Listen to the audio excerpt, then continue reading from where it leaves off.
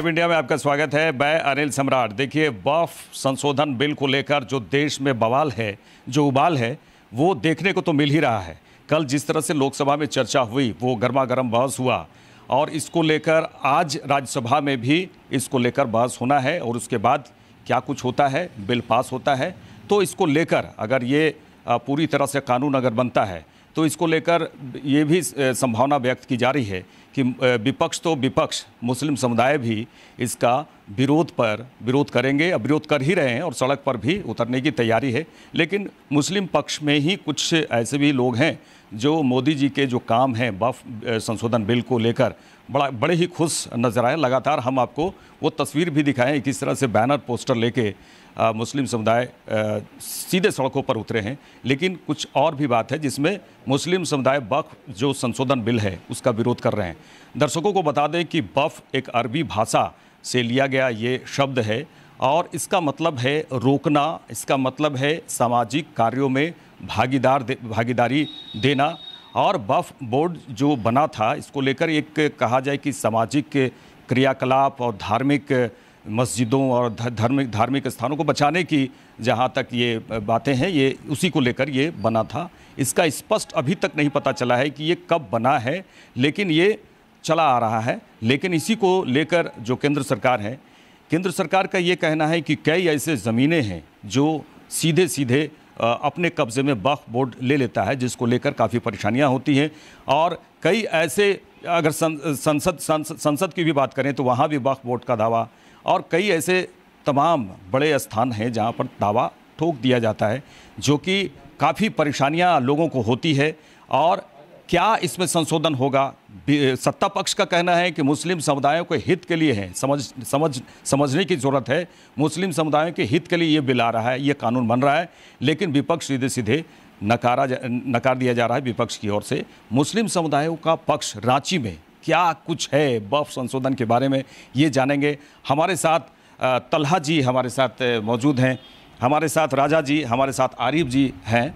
तो इनसे हम जानेंगे एक एक करके कि आप लोग किस तरह से इस वक्फ संशोधन जो बिल का संशोधन हो रहा है, इसमें सुधार की क्या गुंजाइश आप देख रहे हैं, या फिर इसका विरोध ये सही नहीं है, वक्फ जो बोर्ड है उसमें केंद्र सरकार का हस्तक्षेप आप नहीं चाहते हैं। ये सब तमाम बातें हम बातचीत करेंगे। अच्छा, राजा जी से बात करेंगे। जो वक्फ संशोधन बिल की बात कर रहे हैं लोकसभा में और आज राज्यसभा में जो गर्मा गर्म बहस चल रहा है, क्या संशोधन बिल, सत्ता पक्ष का कहना है कि ये मुस्लिमों के हित में है, लेकिन आप लोग क्या कुछ कह रहे हैं? देखिए, सबसे बड़ी बात है कि ये जो केंद्र की सरकार है, भाजपा की सरकार है, ये जोन सा भी कानून बनाती है, जोन सा बिल लाती है, तो जिनके हित के लिए लाती है, जिनके फ़ायदे के लिए लाते हैं। दावे तो बड़े बड़े करते हैं कि उनके हित और फ़ायदे के लिए, लेकिन उन्हीं को अपना हित समझ में नहीं आता। जैसे कि यूँ कह लूँ कि मैं बीमार हूँ, मुझे दवा दी जा रही है और मुझे ही दवा के फ़ायदे नहीं समझ में आ रहे, तो जाहिर सी बात है कि कुछ ना कुछ तो यहाँ पर गड़बड़ है। तो जैसे अब मैं बताना चाहूँगा, जब वो GST लाए तो बता रहे थे व्यापारियों के फ़ायदे के लिए, लेकिन व्यापारी ही उसका विरोध कर रहे थे। 3 तलाक बिल जब वो लाए थे, ट्रिपल तलाक बिल, तो वो बता रहे थे मुस्लिम महिलाओं के उत्थान के लिए वो है, उनको अधिकार दिलाने के लिए, लेकिन मुस्लिम महिलाएं ही इसका विरोध कर रही थी। इसी तरीके से जब ये अग्निवीर योजना लाए तो बताए कि युवाओं को सेना में भर्ती मिलेगी, उनका उज्जवल भविष्य होगा, लेकिन वो युवा ही उसका विरोध कर रहे थे। किस हद तक के विरोध प्रदर्शन हुआ कि बिहार में 13 ट्रेनें एक दिन में जला दी गई। अब उसके बाद अभी किसानों के लिए एक फार्म बिल लाए, लेकिन उसे ही समझ में नहीं आ रहा था कि हमारा इसमें क्या फ़ायदा छुपा हुआ। तो जिसके फ़ायदे के लिए ला रहे, आप उनसे पहले बात कीजिए, पहले आप उसको विश्वास में लीजिए।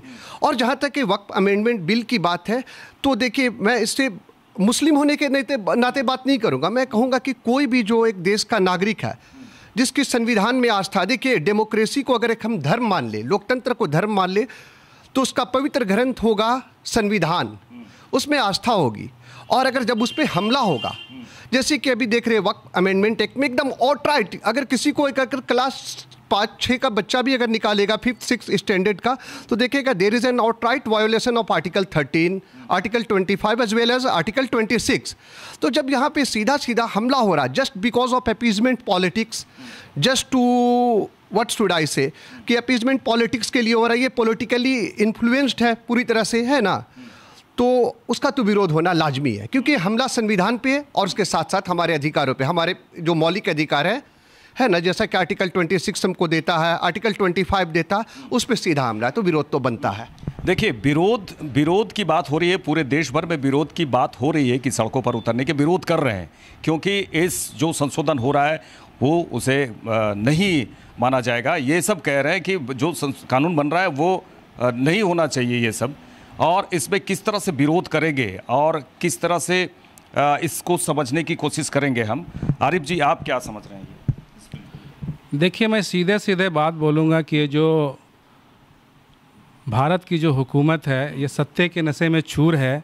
ये जितना भी चर्चा परिचर्चा ये एक तरह का फॉर्मेलिटीज़ निभाया जा रहा है, क्योंकि मालूम है ये लोग बहुमत में है, वोटिंग होगा, वोटिंग में हम लोगों का जो है ये जो बिल है पास होकर रहेगा, और वो हुआ भी वैसे ही, समझे ना। तो ये जो 8 घंटा का परिचर्चा हो रहा है, मुझे तो बड़ा तवक्को और उम्मीद था कि जो टीडीपी की सरकार, जो चंद्रबाबू नायडू की सरकार और ये नीतीश की सरकार जो है बिहार में, ये कहीं ना कहीं एक सेकुलर, हम लोग समझ रहे थे कि सेकुलर पार्टियां हैं, लेकिन इन लोगों ने भी अपना रूप शक्ल दिखा दिया है, क्योंकि मालूम है कि ये जो वक्त तरमीमी बिल है ये कहीं ना कहीं सिर्फ़ और सिर्फ मुसलमानों को दबाने का और इनकी वक्फ की प्रॉपर्टी को छीनने और लूटने का काम करेगी।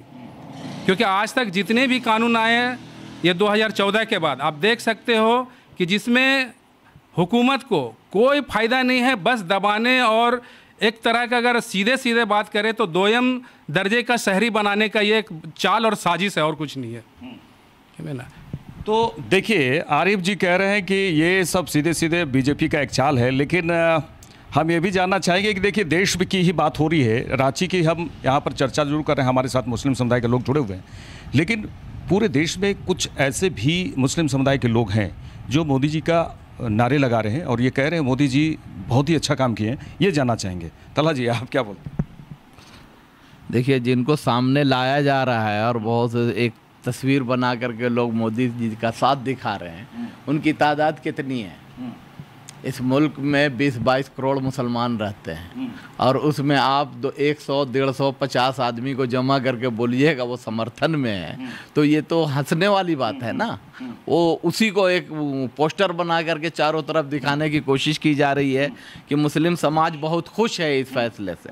अच्छा, आप हमको ये बात समझ में नहीं आई आज तक, मोदी जी का जो भी प्रोग्राम होता है जिसके हित में वो लाते हैं, जैसे हमारे रजा भाई ने कहा किसान के हित में लाए, किसान 1-1.5 साल तक आंदोलन किए, फिर उस बिल को वापस लेना पड़ा।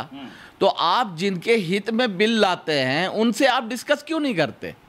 आप उनसे मिल करके क्यों नहीं बात करते हैं कि हम ये रिफॉर्म चाहते हैं, इसमें क्या कमी है, क्या कोताही है, इसको दूर किया जाए। जैसे बोल रहे हैं कि हम वक्फ की हिफाजत चाहते हैं, उससे क्या नाम है, पैसा जनरेट करके हम गरीबों की मदद करना चाहते हैं, ये कर रहे हैं, आप बोल रहे हैं। तो ये काम तो आपकी हुकूमत का है ना, कि जो लोग वंचित लोग हैं, जो परेशान हाल लोग हैं, जिनको सही से घर नहीं है, जिनको पढ़ने के लिए उनके पास इंतजाम नहीं है, ये पूरा करने की जिम्मेदारी किसकी है? वक्फ की ज़मीन की है, वक्फ बोर्ड की है कि हुकूमत की है? जी तलहा जी, देखिए एक चीज़ बता रहे हैं आपको कि यहाँ पे मामला ये है कि अभी तक जितनी भी ज़मीनें वक्फ बोर्ड ने जो कब्जा किए हैं, लेकिन मुस्लिम समुदाय के गरीब मुस्लिम समुदायों के बारे में वो तो सोचा नहीं गया। कहाँ डेवलपमेंट हुआ है गरीब मुस्लिम समुदाय? मैं बताता हूँ आपको, ये बात कही जा रही है कि पार्लियामेंट के बारे में कि ये लोग जहाँ चाहते हैं, जिस प्रॉपर्टी को चाहते हैं वक्फ के जायदाद, उसको घोषित कर देते हैं। क्या ये गुंडों की जमात है? वक्फ बोर्ड जो है किसकी एजेंसी है?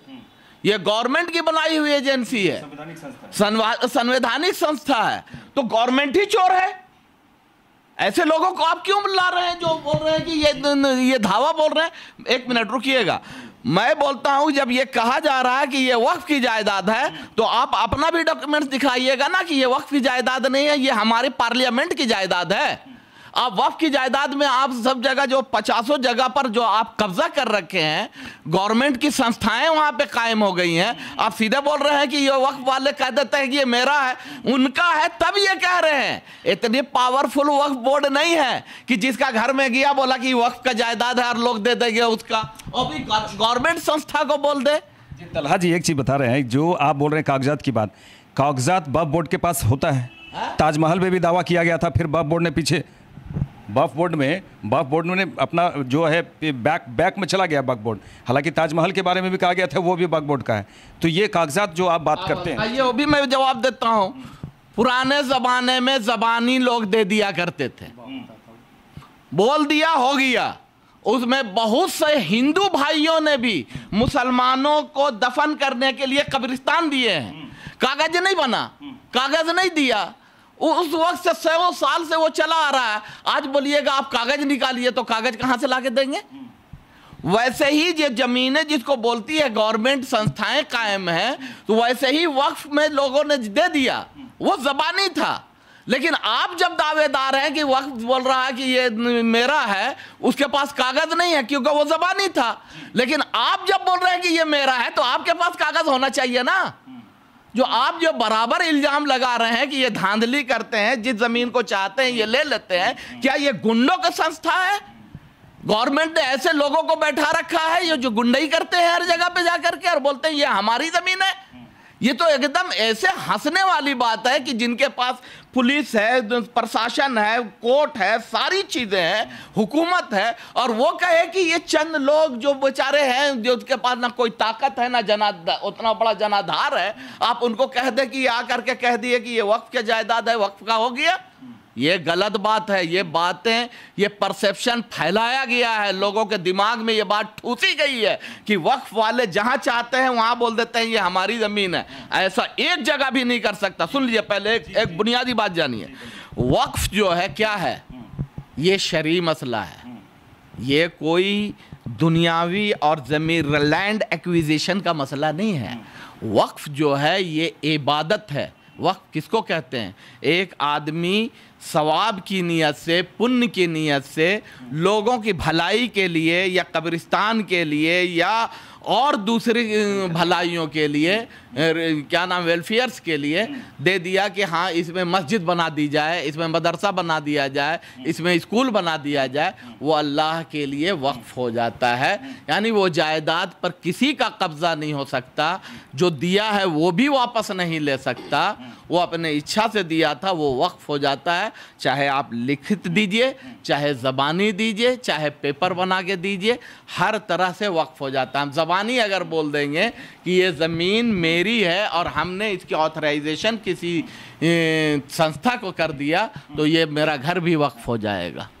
तलहा जी एक चीज़ बताइए तब कि गरीब मुस्लिम आज भी भारी संख्या में गरीब मुस्लिमों की संख्या है, तो इसमें कहाँ डेवलपमेंट वक्फ बोर्ड किया है गरीब मुस्लिमों के लिए? वो तो और गरीब होते जा रहे हैं। आइए, अच्छा इस काम को मोदी जी 10 साल से हैं, ये तीसरा टर्म है उनका। 10 साल से कहाँ सोए हुए थे ये? मैं उनसे पूछना चाहता हूं कि ये वक्फ की जायदादें आपको लग रही हैं कि खुर्द बुर्द हो रहा है और गलत तरीके से लोग इस्तेमाल कर रहे हैं, आप उसको मैनेज कीजिएगा ना। पहले बात सुनिए, ये गरीब लोगों की नहीं, गरीब लोगों से लेकर के अमीर लोगों का देने का प्रावधान है। माफ कीजिएगा, ये गलतफहमी है आपकी। ये देखिए, जितनी भी वक्फ की जायदादें हैं ना आज, वो प्राइम लोकेशन पे है। बॉम्बे में एक एक जायदाद कई हजार करोड़ के हैं जो एकदम प्राइम लोकेशन पे है।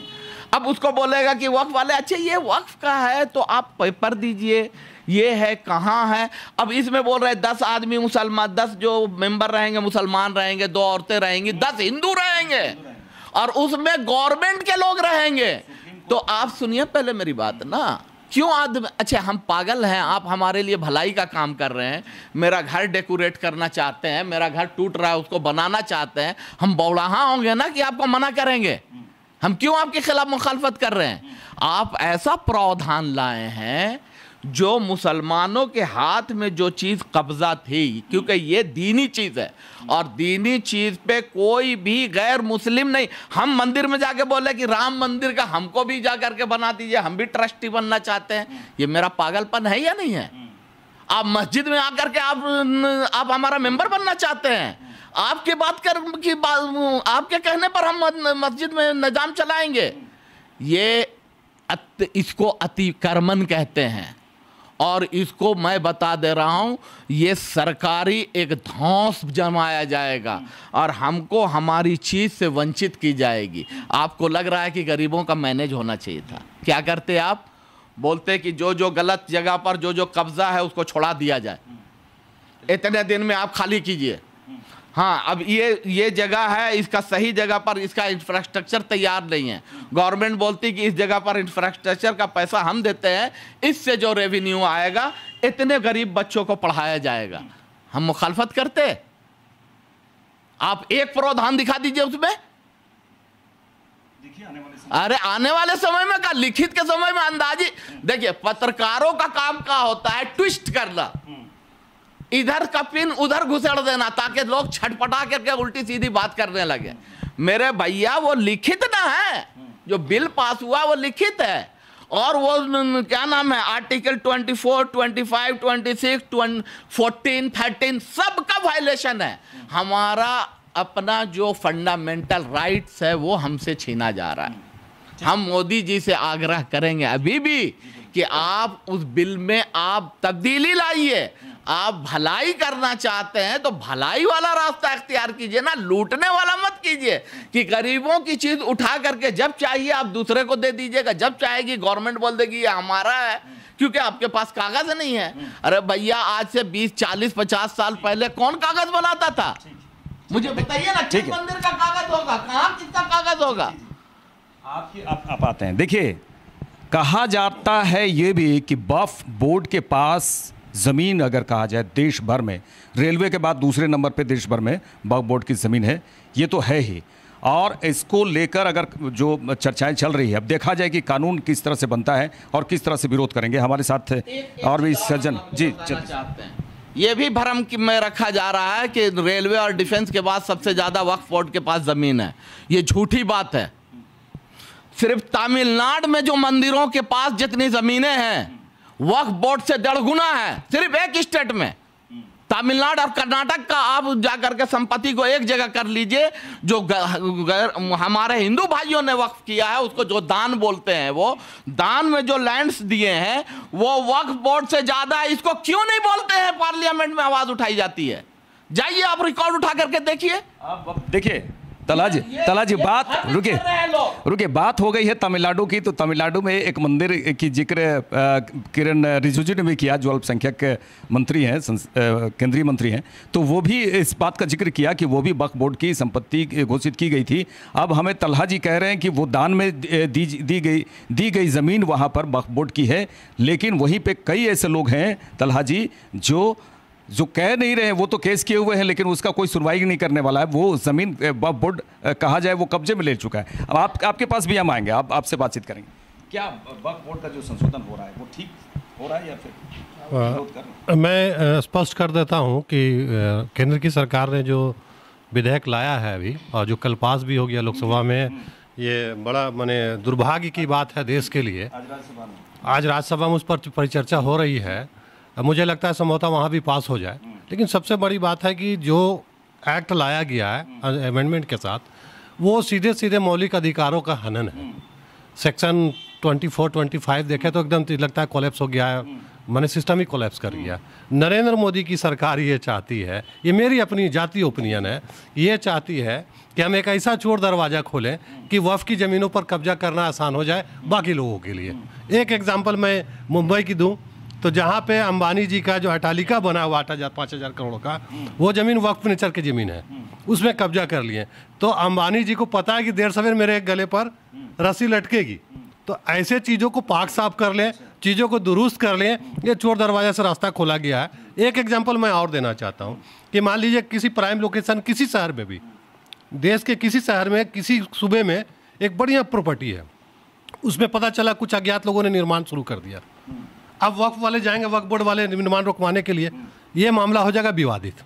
तो ये चोर का रास्ता इसलिए खोला गया है, जब विवादित होगा तो टाइटल सूट होगा, और टाइटल सूट तय करती है बड़ी न्यायालय। तो बड़े न्यायालय में जाएंगे, दोनों से दस्तावेज मांगा जाएगा। तो वक्फ बोर्ड के पास पता चलेगा 300 साल पुराना प्रॉपर्टी है, तो मुगलों ने कोई दस्तावेज दिया नहीं था, सिराजुद्दौला ने कोई दस्तावेज नहीं दिया था, शेरशाह सूरी ने कोई दस्तावेज नहीं दिया था। तो वक्फ का नेचर का मामला ये होता है कि कोई भी मुस्लिम व्यक्ति किसी प्रॉपर्टी को दान स्वरूप देता है कि भाई अल्लाह के रास्ते पे, अल्लाह के घर के लिए कब्रिस्तान बनाए, कुछ बनाए, मैं स्वेच्छा से देता हूँ। उस व्यक्ति का पुनः वापस लेना भी मुश्किल है उस प्रॉपर्टी को, उसके पूर्वज वंशज कोई नहीं ले सकता है, ये प्रावधान है। तो यहाँ पर बात आ रही है कि भाई वक्फ प्रॉपर्टी पर डेवलपमेंट कर करके हाउसिंग सिस्टम बना करके बेघरों को घर दें, ये वक्फ बोर्ड का ठेकेदारी नहीं है। ये संविधान में बहुत सारे प्रावधान ऐसे किए गए हैं जिसमें समानता का मामला आता है, लेकिन यहाँ इस समानता को तोड़कर असमानता की जा रही है। असमानता इस बुनियाद पर है, मैंने कहा कि टाइटल सूट, एक आदमी वक्फ बोर्ड की ज़मीन पर जबरन निर्माण कर दिया, 144 लगेगा, उसके बाद चला जाएगा टाइटल में। तो वक्फ बोर्ड तो बेचारा पास कागज है नहीं है, ओरल दस्त है। अब ओरल मामला जब है तो सेकंड पार्टी तो चाह ही रहा है कि उसके पास पॉलिटिकल लॉबी है, ऊंची पहुंच पैरवी है, वहाँ पे पता चला कि 25 मंजिला इमारत बना दिया। अब होता है कि यहाँ के न्यायालय का हाल भी देख सकते हैं हम लोग, अपवाद के रूप में मैं कह रहा हूँ कि न्यायालयों का हाल भी देख सकते हैं कि निर्णय जो है अपने हिसाब से चीज़ें तय हो रही हैं। देखिए, इसको लेकर विरोध तो हो ही रहा है और कई बातें भी हैं जो स्पष्ट बताने की कोशिश की जा रही है कि क्यों वक्फ बोर्ड में कानून जो बनने जा रहा है वो नहीं होना चाहिए, ये बिल्कुल गलत है, मोदी सरकार बिल्कुल गलत कर रही है, ये सब कहना है। लेकिन सीधे अब एक सवाल करेंगे, पूरे देश भर में इसका विरोध तो शुरू होगा आज से या कल से, जो भी हो, आप लोग क्या किस तरह से विरोध प्रकट करेंगे, सड़कों पर उतरेंगे क्या? देखिए, जब यहाँ पे सीधे सीधे एक डिस्क्रिमिनेटरी लॉ जो है, डिस्क्रिमिनेशन हो रहा है, डिस्क्रिमिनेटरी लॉ आ रही है एग्जिस्टेंस में, तो कोई भी एक पर्सन जो है, जो एक कॉन्सेंस वाला है, ऑर्डिनरी प्रूडेंस वाला, वो तो बट नेचुरल आएगा। And those who are constitution lovers specially, और एक जो लॉ अबाइड सिटीजन होते हैं, रिस्पॉन्सिबल सिटीजन होते हैं, उसको तो कॉन्स्टिट्यूशन ही उसका एग्जिस्टेंस होता है। अगर उसको कॉन्स्टिट्यूशन से आप डिटेच कर लीजिए, अलग कर लीजिए, तो उसका कोई एग्जिस्टेंस नहीं होता। अब यहाँ पे देखिए, कोई इस तरह का लॉ बनाया गया जो बिल्कुल यहाँ पे हमारे फंडामेंटल राइट्स को वायोलेट करने के लिए। यहाँ पे आर्टिकल 13 कहता है कि कोई भी लॉ जो एग्जिस्टेंस में आती है contrary to the constitution shall be void ab initio, है ना। विरोध हम लोग इस तरीके से करेंगे कि हम लोग एक बिल्कुल विरोध का तरीका संवैधानिक होगा। हमने उस टाइम CA/NRC के टाइम में बिल्कुल विरोध करेगा और पीसफुल प्रोटेस्ट होगा। वो सड़क पर उतरेंगे विरोध करने के लिए कुछ ऐसा? और कोई हम लोगों के पास ऑप्शन है ही नहीं है, क्योंकि लीगली तौर पे वो लोग पार्लियामेंट में जब पास कर ही दिए हैं, तो हम लोगों का तो रास्ता अब सड़क से ही जाने का है। जब 1 साल के अंदर जो है ना किसान भाई अपने बिल को वापस करवा सकते हैं, तो आज हम लोग 50 करोड़ हैं। मैं तो आह्वान करूंगा तमाम सेकुलर पार्टियों से और ख़ास करके मुसलमान अक़लियतों से कि अब जो है आर पार की लड़ाई जंग छेड़ दिया गया है। हम लोग सीने पे गोलियां खाने के लिए तैयार हैं और इससे ज़्यादा कुछ नहीं बोलेंगे। चलिए तन्हा जी बताइए, सड़क पर उतरिएगा, किस तरह से विरोध होगा? देखिए, सड़क पे तो हम उतरेंगे, जो भी देखिए हम जो भी तरीका अपनाएंगे वो संवैधानिक होगा, क्योंकि हम इंडियन कॉन्स्टिट्यूशन को मानते हैं और इंडियन कॉन्स्टिट्यूशन जिस चीज़ की हमें इजाज़त देता है वो तमाम का हम चीज़ अपनाएंगे। एक आपने जो तमिलनाडु के बारे में एक बात कही कि एक गांव और मंदिर के बारे में कहा गया 1500 साल पुराना है और ये 1400 साल पुराना ये धर्म है, और वो बोलता है कि वो मंदिर वक्फ का है, ठीक है। एक सवाल उठाया गया, मैं पूछना चाहता हूं, कोई भी वक्फ का ट्रस्टी या वक्फ बोर्ड जाकर के उस मंदिर को बोला हम खाली कर दो? और हो सकता है, क्योंकि जब कोई मुसलमान, सुनिए पहले मेरी बात, पहले अच्छी तरह सुन लीजिए, कि एक गांव वाले लोग मुसलमान हो गए, वहां पर बहुत सारे लोग, देखिए हम लोग ऐसा नहीं है कि अरब से आए हुए लोग हैं, हम लोग यहीं के हैं और हमारे पूर्वज हिंदू कहीं ना कहीं हिंदू रहे होंगे, ठीक है। लोग ईमान लाए, उनके अच्छा आचरण देख करके ये क्या किया, बहुत सारे हिंदू भाइयों ने मुसलमानों संस्थाओं के लिए वो पूरा वक्फ किया है। हो सकता है उसी जमाने में, देखिए सबसे पुरानी मस्जिद इस मुल्क में कौन सी बनी है मालूम है? वो उस वक्त नबी सल्लल्लाहु अलैहि वसल्लम मौजूद थे अरब में और यहाँ मस्जिद बनी है, पीरामल मस्जिद, जामा मस्जिद केरला में है। उसी तरह उस ज़माने में बहुत प्रभावित होते थे लोग मुसलमानों के आचरण और उनके व्यवहार वगैरह से। तो बहुत से लोग जो जिनकी हुकूमत होती थी या वहाँ के नवाब होते थे या वहाँ के छोटे मोटे राजा होते थे, बोले ये वाला प्रोविंस आपका हो गया, आप चला लिए। तो ये कहाँ से सवाल उठा कि 1400 साल पुराने मजहब 1500 साल पुराने मंदिर का कैसे मालिक बन गया? लेकिन कभी मुसलमानों ने उस मंदिर पर धावा नहीं बोला कि इसको तोड़ो और हम मस्जिद बनाएंगे। आज भी उसी तरह वो मंदिर खड़ा है। कोई मुसलमान उसको जा कर के नहीं बोला कि ये हमारा मंदिर है, तुमको हम पूजा नहीं करने देंगे। इसी तरह बहुत सारे लोगों ने, मुसलमानों ने, नवाबों ने, राजाओं ने, मैं नाम नहीं लेना चाहता हूं वरना एक और विवाद आप ही खुद यहां पर पैदा कर दीजिएगा, क्योंकि वो मंदिरों को 100 एकड़ जमीनें दे रखी हैं। अब मैं एक आपको शोध का विषय देता हूं मीडिया को, जो नहीं करेगी, क्योंकि ये बिकी हुई मीडिया है। आपकी जबान, आपकी आवाज खरीद ली गई है, आपके हलक मौजूद हैं, लेकिन आप नहीं है ताकत आपके अंदर बोलने की। सुनिए, मैं बोलने दीजिए मुझे। तो सिर्फ कर्नाटक और तमिलनाडु में वक्फ बोर्ड से ज्यादा 1.5 गुना जमीन है हमारे हिंदू भाइयों का। अगर पूरे इंडिया का सेंसस कराइएगा तो वक्फ बोर्ड, डिफेंस और जितनी भी चीजें हैं, ये हमारा रेलवे, इन तीनों जमीनों को मिलाइएगा तो उससे ज्यादा हमारे हिंदू भाइयों की जमीनें मंदिरों के नाम से है। तो आप सिर्फ मुसलमानों ही से क्यों प्यार करना चाहते हैं कि इनकी गरीबी दूर हो जाए? हमारे हिंदू भाइयों के लिए क्यों नहीं सोचने के लिए आप तैयार हैं? वो हमारे वंचित लोग, जो दलित भाई लोग हैं, जो हर उनको मंदिर में भी घुसने नहीं दिया जाता है। नहीं, वो प्यार नहीं है ना। देखिए ना, उनके लिए भी ना आप प्रावधान कीजिए, वो तमाम जगहों पर डेवलपमेंट कीजिए। हमारे हिंदू छोटे भाई जो दबे कुचले लोग हैं, उनके लिए भी सोचिए। आप इतना ज्यादा हमसे प्रेम मत कीजिए कि मेरा कपड़ा उतार लीजिए चूमते चूमते। विरोध, चलिए आप बताइए, विरोध किस तरह से अब जो है? विरोध देखिए संवैधानिक होगा, शांतिपूर्ण होगा विरोध, और उस समय तक होगा विरोध जब तक चीज़ें बदल नहीं जाएंगी।